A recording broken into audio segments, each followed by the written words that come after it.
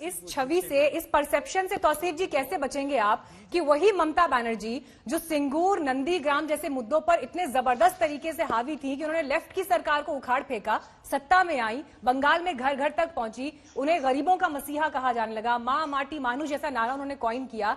लेकिन आज देखिए 10 साल बाद तस्वीर क्या है।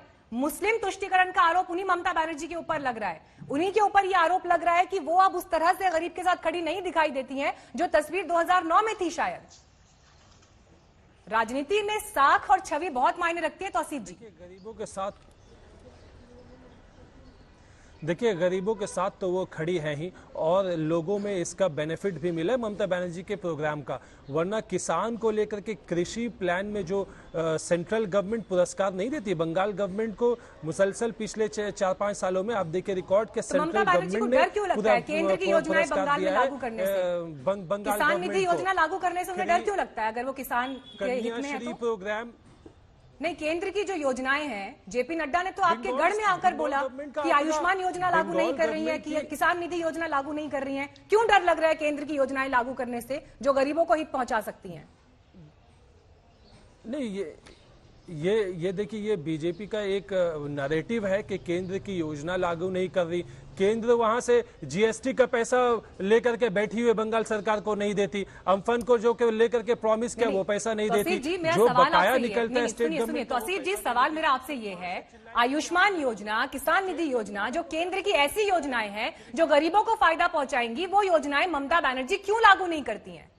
उनसे क्या दिक्कत है? अगर गरीब को फायदा हो जाएगा तो परेशानी है ममता बनर्जी को। ममता बनर्जी की अपनी योजना है, कृषि योजना, अपनी वो कन्याश्री योजना, कितनी साइकिल दिया गया है गांव गांव में, कितनी लड़कियां जिनको सबज साथी, उनको कितना फायदा हुआ है। चुना गया है ना, उसको कीजिए। इसके राज्य सरकार को जो काम करना है उसी के लिए तो उनको मुख्यमंत्री चुना गया है ना। नहीं, उसके लिए उनको मुख्यमंत्री चुना गया है, इसीलिए वो सत्ता में है। लेकिन केंद्र के साथ जो एक समन्वय होना चाहिए, केंद्र के साथ जो एक तालमेल होना चाहिए, उसमें क्यों परेशानी होती है ममता बनर्जी को? तो केंद्र चाहती है ममता बनर्जी को कि तुम हट जाओ, अब हम अपना चीफ मिनिस्टर बैठाएंगे। ऐसा होता है। जनता ने चुना चीफ मिनिस्टर ममता बनर्जी को। केंद्र को चाहिए कि वो फेयर तरीके से इलेक्शन लड़े। वो अनफेयर तरीके से इलेक्शन लड़ करके, धांधली करके, झूठ फैला करके, प्रोपेगेंडा फैला के, नफरत फैला करके, धर्म की राजनीति करके सत्ता में बसाना चाहती है। ये कोई तरीका हुआ? डेमोक्रेसी कहा गया? आप फेयर तरीके से, जिस तरीके से पॉलिटिकल संग्राम किया था, पॉलिटिकल मुद्दे पे लड़ाई लीजिए। ममता बनर्जी ने पॉलिटिकल मुद्दे पे, मां माटी मानुष के मुद्दे पे लड़ाई किया था। उनको वोट मिला था मां माटी मानुष पे। पॉलिटिकल संग्राम हुआ था संगूर को लेकर के, वहां पे लोगों को जमीन छीन रही थी वामपंथी की सरकार। वो कानून के गैर कानूनी तरीके से उस पर संग्राम किया। तौसीफ खान जी जो बात यहाँ पर कह रहे हैं, ठीक है, आपने अपना पॉइंट रखा तौसीफ जी। संगीत रागी जी, जो बीजेपी बिहार के नतीजों से इस वक्त बेहद उत्साहित दिखाई दे रही है और बंगाल उनकी नजर में अब आगे है, पर सवाल यह कि बंगाल की लड़ाई इतनी आसान नहीं है क्योंकि वहां विपक्ष में ममता बनर्जी जैसा नेता उनके सामने है, जबकि बिहार की लड़ाई को कंपैरेटिवली थोड़ा आसान उस लिहाज से कहा जा सकता है क्योंकि वहां पर बीजेपी डिफेंडिंग चैंपियन थी, सरकार बचानी थी। सवाल यह कि बीजेपी के लिए बंगाल में क्या चुनौतियां हैं, वहां की सियासी जमीन क्या कहती है? देखिए, पहली बात तो मैं ये कह दूं कि ममता बनर्जी यदि सत्ता में हैं तो इस कारण से हैं कि अवैध रूप से बांग्लादेश के नागरिक जो भारत के अंदर आकर के बस गए हैं, ममता बनर्जी की सरकार बांग्लादेशियों के द्वारा बनाई गई सरकार है। पश्चिम बंगाल के जो मूल नागरिक हैं उनके द्वारा बनाई गई ये सरकार नहीं है, ये बांग्लादेशियों के सहारे बनाई गई सरकार है। एक दूसरी बात मैं कहना चाहता हूं कि पश्चिम बंगाल के अंदर जो ये बार बार ये बात कही जाती है कि जो राजनीतिक हिंसा है, राजनीतिक हिंसा सीपीएम के द्वारा शुरू की गई थी। ममता बनर्जी ने उसे आगे बढ़ाया है, उस संस्कृति को आगे इसलिए बढ़ाया है क्योंकि वो गवर्नेंस के बेसिस पर कोई ऐसा मॉडल खड़ा कर दे जिसके आधार पर जनता उनको बार बार चुन करके लाए। ऐसा नहीं है, सीपीएम ने भी ये तो यही किया था।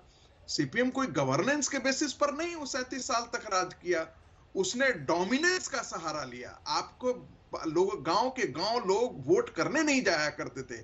आपने देखा होगा कि पंचायत के चुनाव में 26,000 लोग जो है वो भाग करके और झारखंड के अंदर आकर के अपनी जान बचाने के लिए भागे। वो चुने हुए प्रतिनिधि जान बचाने के लिए जहां पर भाग खड़े हों, लेकिन इस बार ममता बनर्जी को बहुत बड़ा टक्कर मिलेगा। इसलिए टक्कर मिलेगा, इसके कई कारण हैं।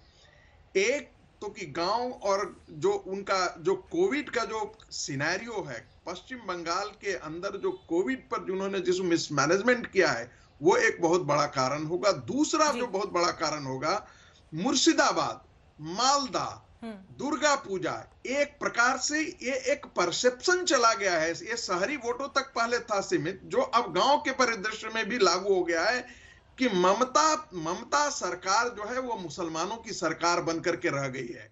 नमस्कार, मैं हूं अंजना ओम कश्यप। हमें उम्मीद है ये वीडियो आपको पसंद आया होगा। लेटेस्ट खबरों के लिए यूं ही देखते रहिए आज तक, और इस वीडियो के पसंद आने पर लाइक, शेयर एंड सब्सक्राइब करना ना भूलें।